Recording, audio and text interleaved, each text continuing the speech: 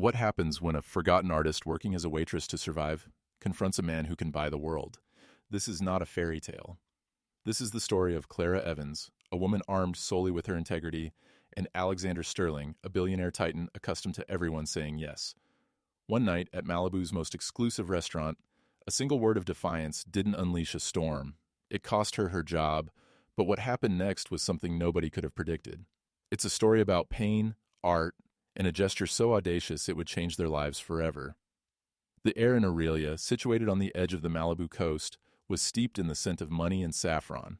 The floor-to-ceiling windows offered a panoramic masterpiece of the sun spilling into the Pacific Ocean, a view so perfect it almost seemed unreal. Inside, the tinkling of Christoffel silverware was the restaurant's soft heartbeat. For the patrons, this was just an ordinary Tuesday. For Clara Evans, it was another 6-hour shift balancing her life on a tray. Clara, 24, possessed that quiet grace which often made her invisible, a desirable trait in the world of elite service. She moved among the tables with an artist's economy of motion, her mind often miles away, blending cerulean and cadmium yellow hues on a mental canvas. Waiting tables at Aurelia paid the exorbitant rent for her tiny North Hollywood apartment, and more importantly, funded the art supplies that were her true lifeblood. Her small studio was her sanctuary, the only place where she wasn't invisible, but a creator. That night, the coveted corner table, the one offering an unobstructed view of the sunset, was occupied by the kind of man who not only commanded a room, but owned the very air within it, Alexander Sterling. Even if you didn't know his name, you recognized his type. His suit was a custom Tom Ford, dark and severe, his watch a Patek Philippe that cost more than the art degree she had declared. He was the CEO of Sterling Dynamics, a global private equity firm devouring companies with the casual lethality of a great white shark. With him were two younger men, sycophantic protégés, who laughed a little too loudly at his cutting remarks. Clara's assigned section, her bad luck. For the first hour, service was routine. She recited the specials with practiced indifference. She described wine pairings with an expertise that belied her personal preference for cheap beer and endured the casual dismissal of a wave of the hand. Alexander Sterling barely looked at her, his gaze fixed on his phone or directed toward the ocean, his expression hard and unreadable. The problem started with the spilled wine. One of the younger men, trying too hard to impress his boss, gestured wildly while telling a story and knocked over a glass of aged Bordeaux. The crimson liquid splattered across the pristine white tablecloth like a crime scene. "Clumsy," Sterling murmured without looking up from his phone. The word was low, but landed with the force of a slap. The young man flushed with shame. Clara was there in an instant. "No problem, sir. Let me take care of that." She worked efficiently, her movements quick and precise. As she neatly gathered the stained tablecloth, Sterling finally looked up, his steel-gray eyes resting on her for the first time. He noticed a small smudge of ultramarine blue paint on her wrist, just below the cuff. "What's that?" he asked, his voice tinged with bored, clinical curiosity. Clara paused. "I'm sorry, sir." He gestured with his chin toward her wrist. "The paint." "You spend your days finger painting?" The two younger men snickered. Clara felt a familiar heat rise to her cheeks. It was the sting of contempt, the casual dismissal of the one thing that defined her. "I'm a painter, sir," she said, her voice tight but controlled. Sterling let out a short, humorless laugh. He leaned back, assessing her as if she were a curious specimen. "A painter, of course. One of those, let me guess, you paint sunsets and seagulls. You sell them on the pier for $50 to tourists." "My art is not sold on the pier," she said, her composure beginning to fray. "No? Then it's a serious pursuit, a hobby to pass the time for bored girls waiting for a husband to pay the bills," he continued, his words dripping with condescension. He picked up his water glass and took a slow, deliberate sip, his eyes never leaving hers. "Tell me then, what do you paint? Abstract nonsense that requires a long, tedious explanation that nobody truly understands?" That was it. He had not just insulted her, he had taken a wrecking ball to the very foundations of her identity. He had reduced her passion, her struggle, her soul-bearing work to a cheap sexist cliché. Every pre-dawn hour she spent in her studio, every dollar she scrimped for a new tube of oil paint, every sacrifice she made, all trivialized in a single, careless breath. Something inside Clara snapped. It wasn't loud or theatrical. It was a silent, profound shift. The waitress's practiced deference faded, and the artist, the fiercely protective creator, took her place. She straightened to her full height, tray at her side. She looked Alexander Sterling directly in the eyes. Her warm hazel eyes were now as cold and hard as his own. "I paint what matters to me," she said, her voice low and steady, cutting through the ambient murmur. "And my work, my soul, is not a topic for your tableside amusement." A stunned silence fell over the table. The two associates looked from Clara to their boss, their faces frozen in disbelief. Sterling's faint, sneering smile vanished. Nobody ever spoke to him like that. He set his glass down with a soft click. "What did you just say to me?" Clara repeated, enunciating each word with chilling clarity. "That you are being disrespectful, and I will not continue to serve this table." She turned to one of her colleagues, a junior waiter named Leo, who watched with wide, terrified eyes. "Leo, please inform my manager, Marco, that table 12 needs a new server." Without looking back at the billionaire, she turned on her heel and walked away, her back straight as a rod.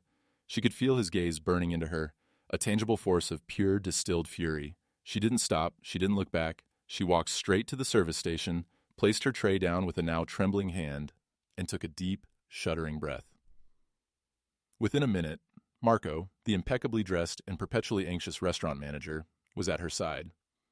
"Clara, what in the world was that? Do you know who that man is?" His face pale. "He's a guest who is personally insulting me," she replied, her voice shaky but firm. "That's Alexander Sterling. He could buy this whole block and turn it into his personal parking lot. You don't talk back to him, you just serve him. Apologize now." "No," Clara said, the word tasting of freedom and terror. "I will not apologize for demanding basic respect." Marco stared at her as if she had slapped him. He glanced nervously toward Sterling's table. The billionaire was now standing, speaking in low but menacing tones to his associates. He looked at Marco and Clara, his expression a mask of cold fury. Marco's decision was instantaneous. He was a man who understood power dynamics above all else. "You're fired, Clara," he said, the words rushing out. "Get your things. You're done here. Leave now before I call security."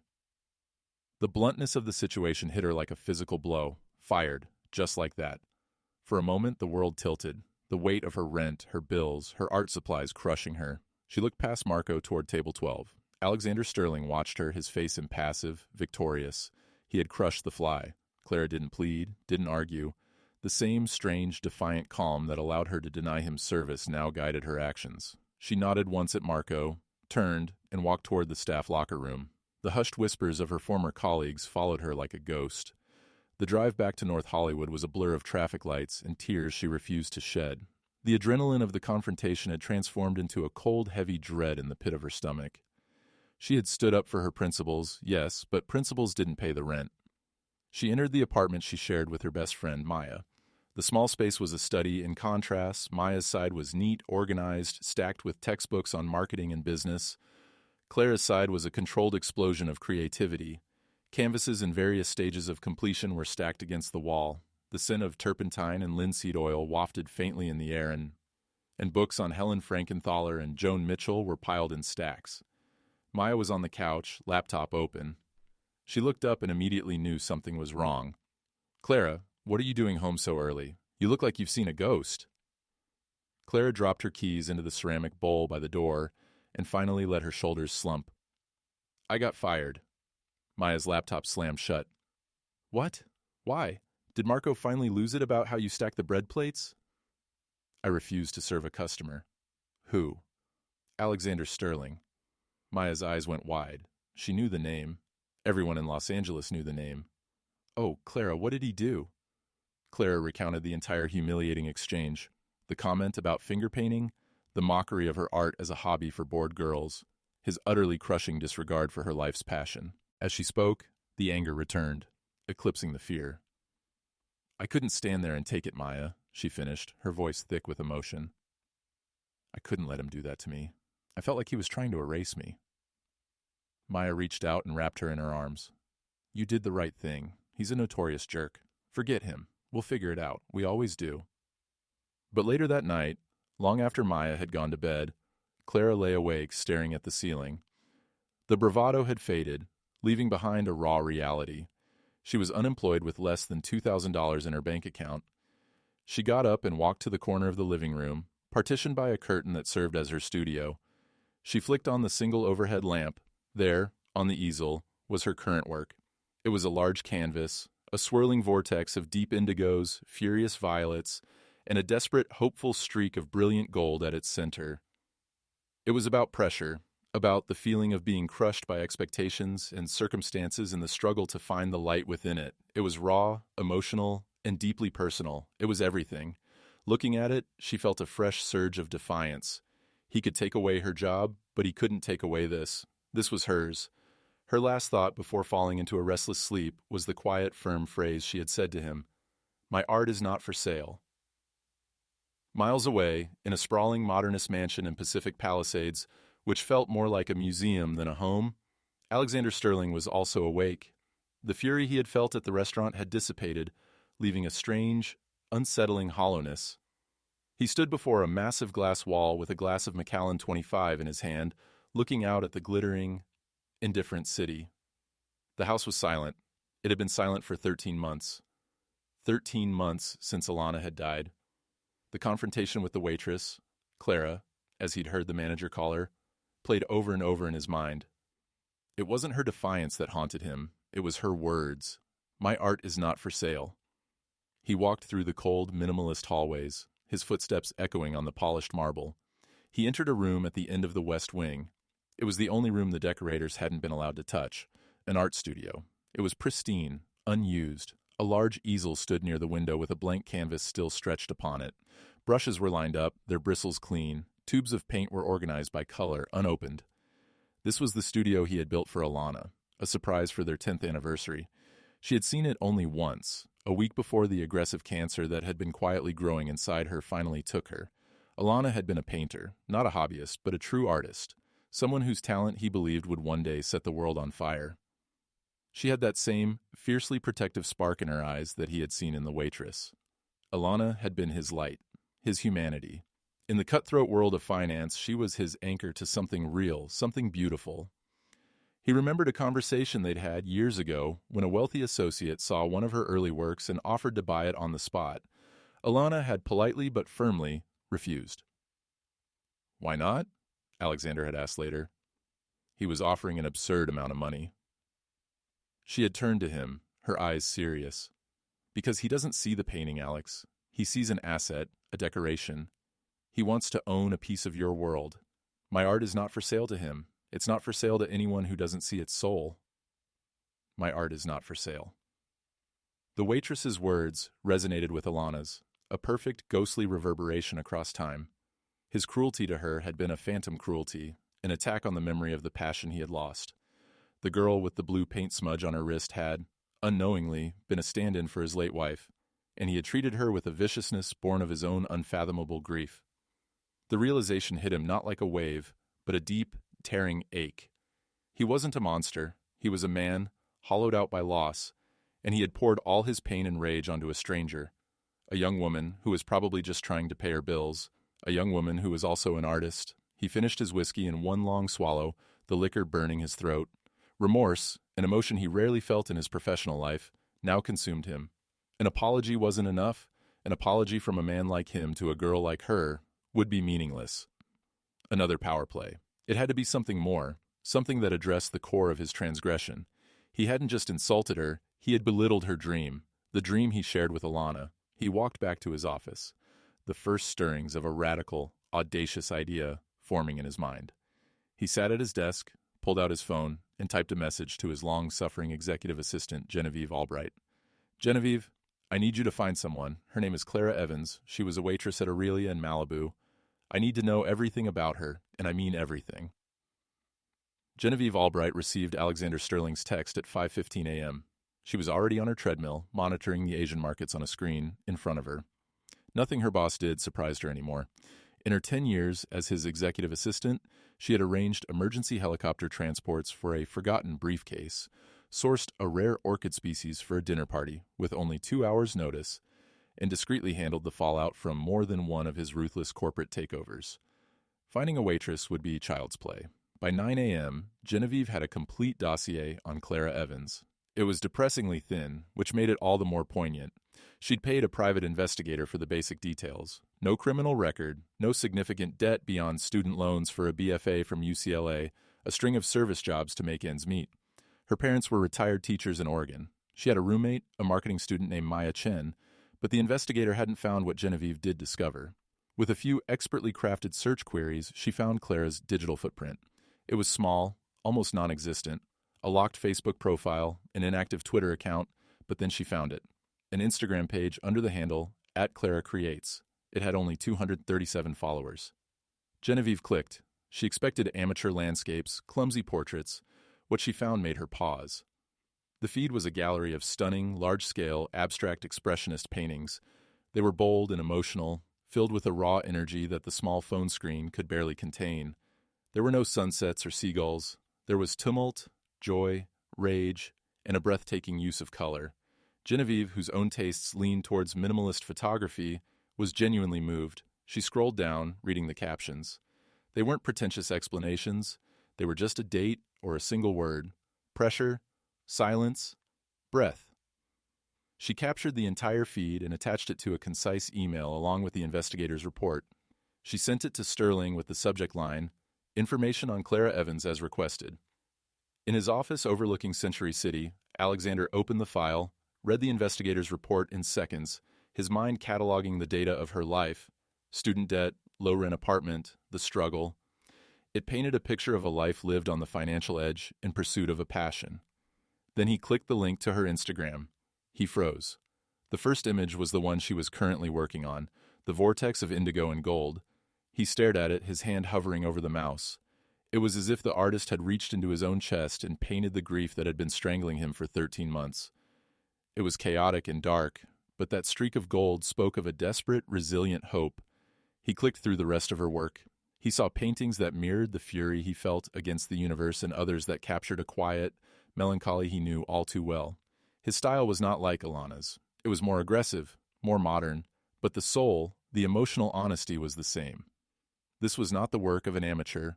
It was the work of a significant, undiscovered talent. The shame he had felt last night returned tenfold. He had stood on the precipice of this incredible talent and tried to crush it with his careless words. He pressed the intercom for Genevieve. "Get me Richard Pence on the line."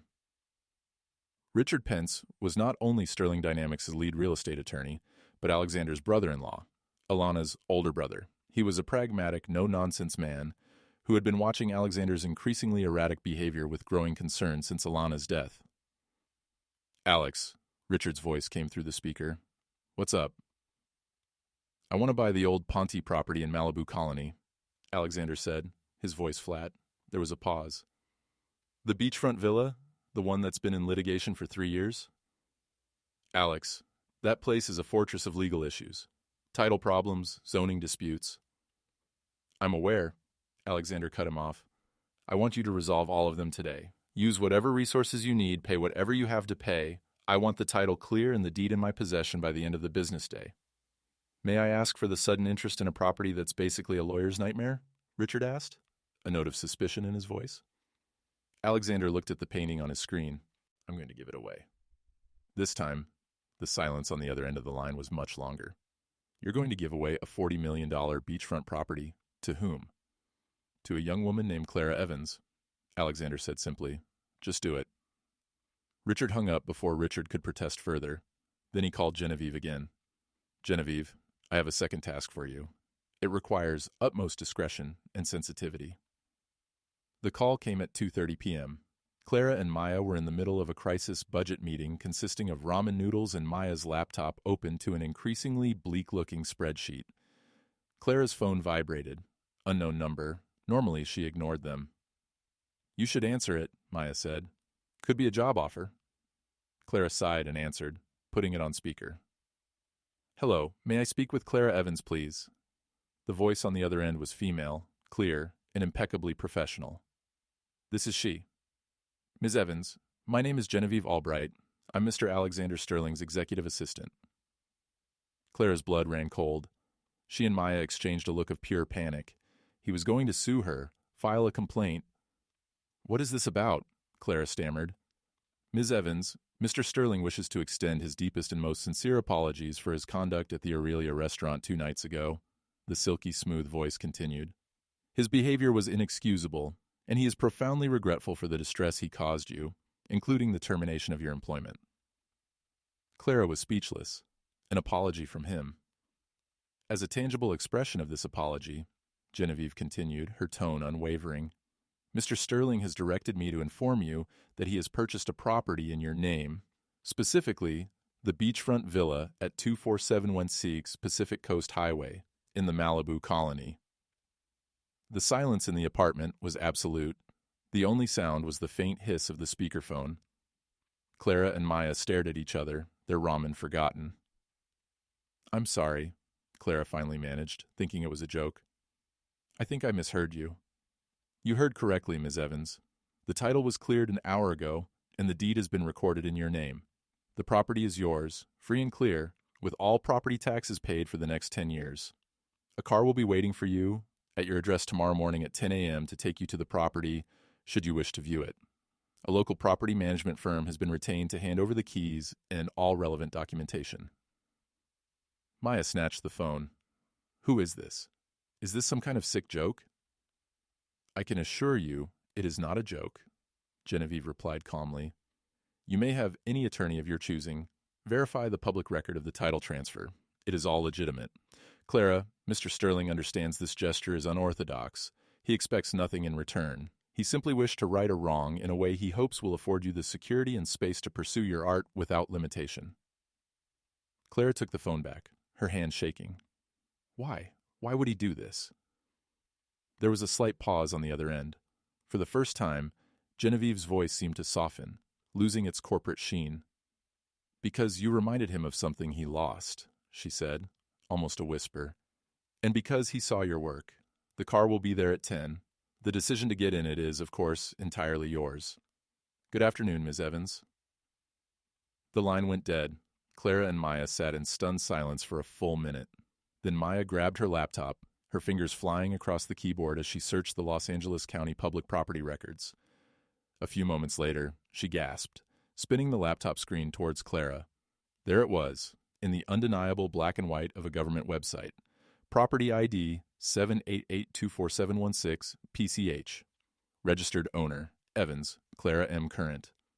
It was real. The waitress who had been fired for refusing to be disrespected by a billionaire was now inexplicably the owner of a beachfront villa in Malibu. The night was sleepless. Clara's mind was a whirlwind of disbelief, suspicion, and a terrifying, growing hope. Was it a trick? A power play of a different sort? Billionaires didn't just give away villas. Was he trying to buy her, to own her in a way far more insidious than a simple purchase of her art? It's a trap, Clara said for the 10th time, pacing the small living room at 3 a.m. Or it's the apology of a man with more money than sense and a guilty conscience, Maya countered, wrapped in a blanket on the couch. Think about what that woman said. He saw your work. You reminded him of something he lost. This might be less about you and more about him. It feels dirty, Clara confessed, to accept something so extravagant from a man who humiliated me. Okay, look, Maya said, sitting up. Let's be strategic. Don't think of this as a gift from him. Think of it as a settlement. You suffered emotional distress and wrongful termination. He's offering compensation, except instead of a few thousand, it's a house that looks like it belongs on the cover of Architectural Digest. Maya's pragmatic lens helped, but it didn't quiet the deep unease in Clara's soul. This gesture was too grand, too out of proportion. It felt like an attempt to overwhelm her, to dwarf her defiance with a wave of wealth. By dawn, they had a plan. Clara would go, she would see the villa, not be intimidated or impressed. She would treat it as an inspection, a reconnaissance mission, into the strange world of Alexander Sterling, and Maya would go with her. At 10 a.m. sharp, an immaculate black Lincoln Navigator pulled up in front of their decidedly non-luxurious apartment building. A chauffeur in a crisp suit stepped out and opened the back door, nodding respectfully. Ms. Evans, Ms. Chen. The drive to Malibu was silent. Clara stared out the window, watching as the urban sprawl of Los Angeles gave way to the sun-drenched glamour of the coast. She felt like an imposter, a stowaway in someone else's life. The Navigator turned into the Malibu colony, a private gated community known for its celebrity residence and extreme privacy. The guard waved them through without a word. They stopped in front of a set of towering wooden gates. They glided open silently, revealing a long driveway flanked by lush tropical greenery. And then she saw it. It wasn't a house. It was a vision. A stunning two-story structure of glass, steel, and warm teak wood. It seemed to float above the sand. It was modern, yet not cold, with clean lines that complemented the natural beauty of the ocean it faced. The entire rear wall of the house was made of retractable glass panels, currently open, blurring the line between inside and out. The Pacific Ocean was its backyard. A woman in a crisp business suit from the property management firm was waiting for them. She gave them a professional tour, but Clara barely heard her words. She walked through the rooms in a trance. The kitchen was a chef's dream, with Sub-Zero and Wolf appliances. The living room was vast and airy, with minimalist furniture that likely cost more than everything Clara owned combined. There were 4 bedrooms, each with an ensuite bathroom and a private ocean view balcony. Then the woman led them to a separate structure connected to the main house by a glass-covered walkway. "Mr. Sterling specifically requested you see this space," she said, opening a set of double doors. Clara stepped inside, and her breath caught in her throat. It was an art studio. It was the studio of her wildest, most unattainable dreams. It was twice the size of her entire apartment. A massive north-facing skylight bathed the room in perfect indirect natural light. One wall was solid teak for hanging sketches, another was reinforced for heavy canvases. There was a deep industrial sink, custom storage for paints and supplies, and in the center of the room, a state-of-the-art easel. The entire back wall was again glass, looking straight out into the endless sea. This wasn't just a room, it was a statement. It was a space designed with an intimate understanding of an artist's needs. This was the part that shattered Clara's cynical defenses. The house was a display of wealth. The studio was a gesture of profound understanding. Maya let out a low whistle. "Okay, this is a lot." Clara walked to the center of the room and placed her hand on the smooth wood of the easel. The tears she hadn't shed when she got fired now pricked her eyes. To be able to create here with this light, this air, this freedom from worries, it was everything she had ever wanted. "There's one more thing," the property manager said, pulling Clara from her reverie. She handed her an iPad. "Mr. Sterling has requested a meeting. He would like to speak with you here this afternoon. He asked me to inform you that, if you decline, the property is still yours unconditionally." On the screen was a simple calendar invitation. Meeting with Alexander Sterling, 3 p.m. today. The trap. There it was. Not a legal chain, but an emotional one. He had built her the perfect golden cage, and now he wanted to see the bird. "No way," Maya whispered, reading her friend's expression. "You don't have to do it," she said. "We take the keys, change the locks, and hire an attorney." Clara looked out at the ocean. The waves crashed against the shore in a steady, rhythmic pulse. For 2 days she had been a pawn in a game she didn't understand. First the humiliation, then this overwhelming, incomprehensible act of restitution. She couldn't live in this house. She couldn't work in this studio under the shadow of the unknown. She needed to understand the why from the man himself. She needed to look him in the eye, on his own turf, and see if he was a manipulator, a madman, or something entirely different. Her fear was still there, a cold knot in her stomach. But her curiosity and the artist's instinct to understand the hidden truth of things were stronger. She looked at the property manager, her voice surprisingly steady. "Tell Mr. Sterling I'll meet him at 3. The hours between the manager's departure and 3 p.m. were the longest of Clara's life. She and Maya explored the villa, their footsteps echoing in the cavernous spaces. They found the closet stocked with high-end casual clothes in Clara's size, cashmere sweaters, linen pants, silk blouses. A note from Genevieve Albright read, "We took the liberty. Please feel free to discard if not to your taste." It was both thoughtful and deeply unsettling. "He literally bought you a new life," Maya murmured, holding up a soft gray sweater. Clara felt a rising sense of detachment, as if she were watching a movie about someone else. To anchor herself, she changed out of her jeans and t-shirt into a simple black linen dress from the closet. If she was going to meet the king, she wouldn't look like a pauper. She would look him in the eye as an equal. After all, this was her house, now. At 2:59 p.m., precisely, she saw him. He didn't arrive in a chauffeured limo. He walked alone up the beach. He had shed the armor of his Tom Ford suit and was dressed in simple chinos and a dark polo shirt. He seemed smaller without the trappings of power, more human, but as he drew closer, she could see the same formidable intensity in his bearing. He stopped at the edge of the deck, waiting for her to acknowledge him. Maya gave Clara's arm a supportive squeeze and then discreetly retreated into the main house, leaving them alone in the studio. Clara stood by her new easel, her arms crossed. She didn't invite him in. "Ms. Evans," he began, his voice quiet, devoid of the arrogance she remembered. "Thank you for agreeing to see me." "I didn't have much choice, did I?" she replied, her voice sharper than she intended. "You don't make it easy to say no." A flicker of something, pain or regret, crossed his face. "You're right. I apologize. That's a fault of mine, trying to control outcomes." He gestured to the property. "I imagine you have questions." "I have one," she said. "Why?" Alexander Sterling didn't answer immediately. He looked past her to the empty easel, then out at the ocean. His gaze seemed lost, caught in a memory. 13 months ago, my wife, Eleanor, died, he said, the words raw and unadorned. She was the great love of my life, my entire world, and she was a painter. Clara's defensive posture softened, almost imperceptibly. It wasn't the opening she expected. "The night at the restaurant," he continued, finally meeting her eyes. "I wasn't in a good place. I've been in a perpetual state of rage and grief since she passed, and I've become a person she wouldn't recognize.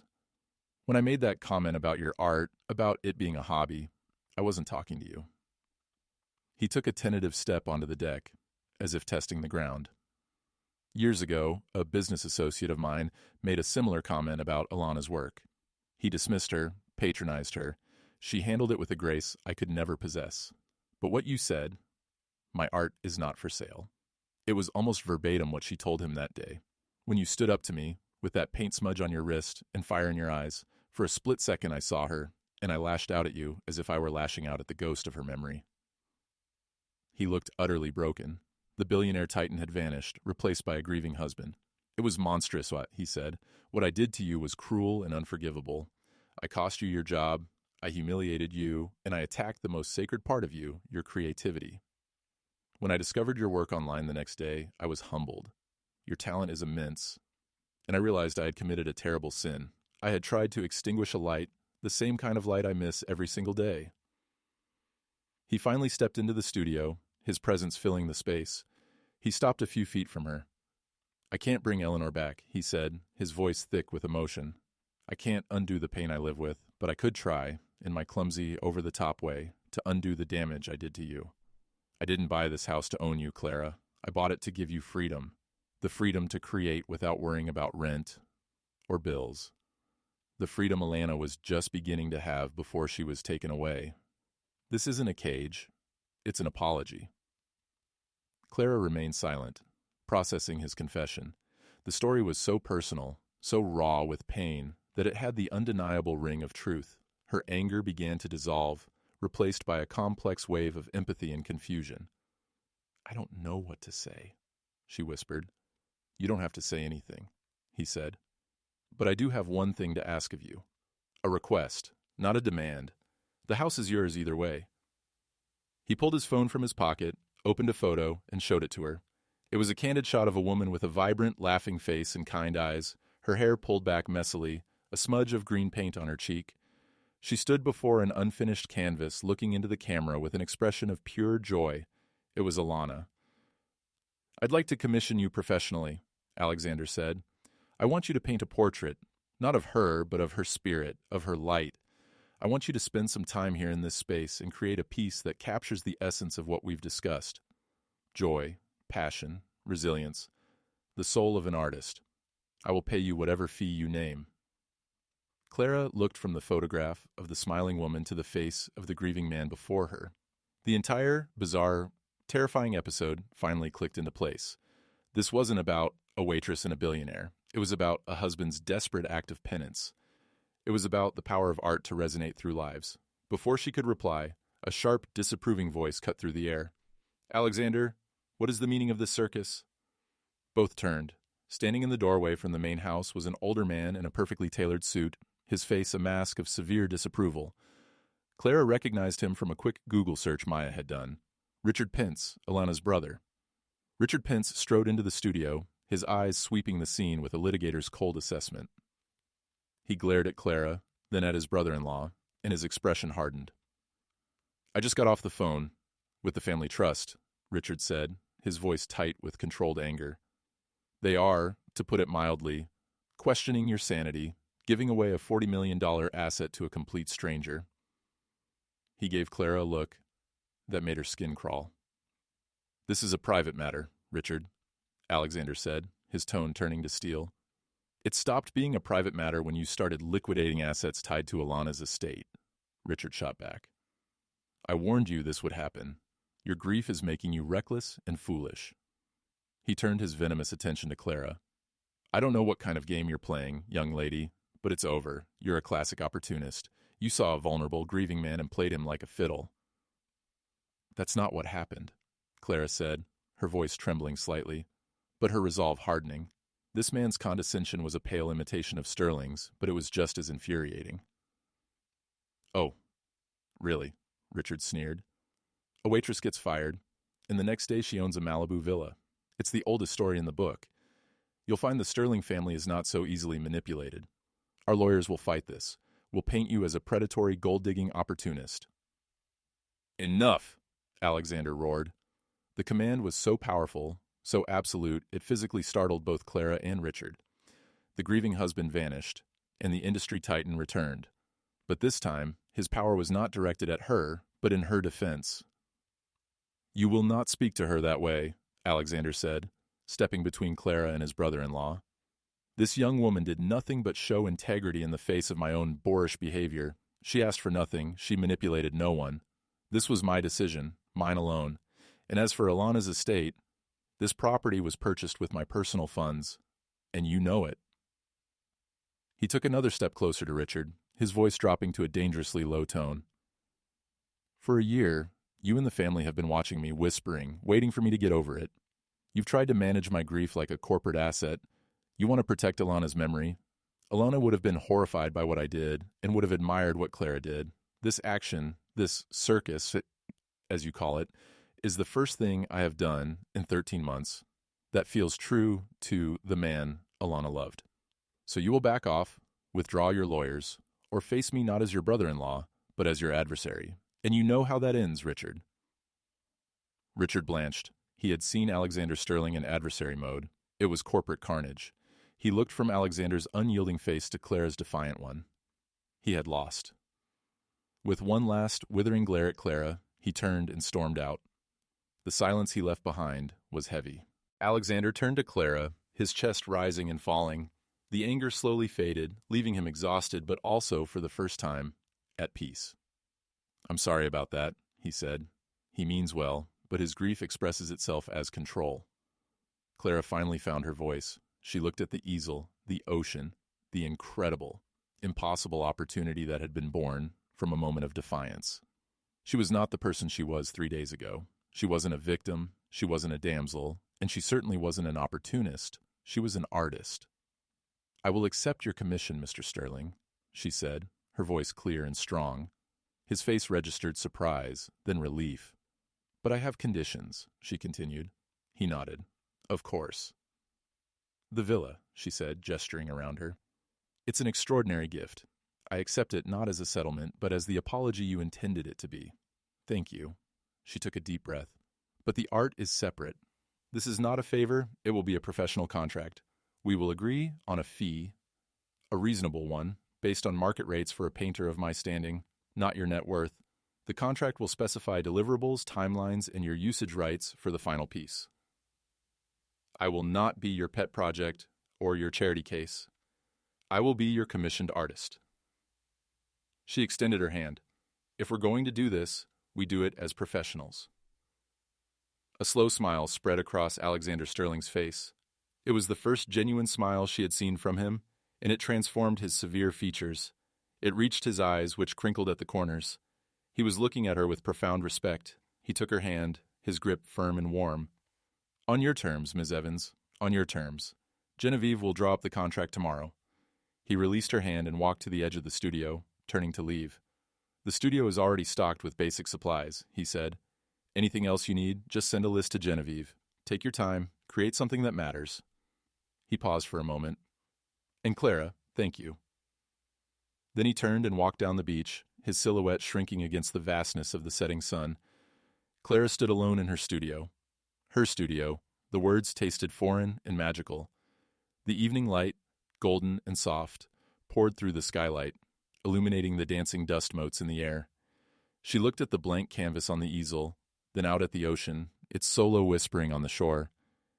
It wasn't a fairy tale ending. It was something far more complex and real.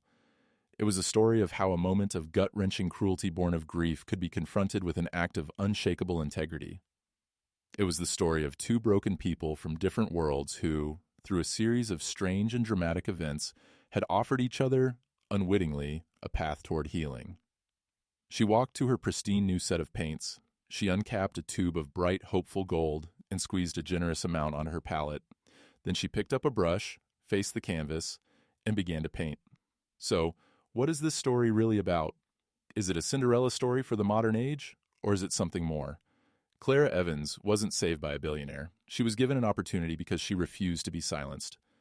Her integrity, her fierce protection of her own soul and her art was the true catalyst for change. Alexander Sterling's grand gesture wasn't about buying forgiveness. It was a desperate human attempt to honor a memory and right a profound wrong. It shows that sometimes the most unexpected connections arise from our worst moments. What would you have done in Clara's shoes? Would you have accepted the villa? Would you have met with him? We all face moments where we have to choose between our principles and our comfort. Clara's story is a powerful reminder that sometimes standing your ground, even when it costs you everything, can lead you to a destiny you never could have imagined.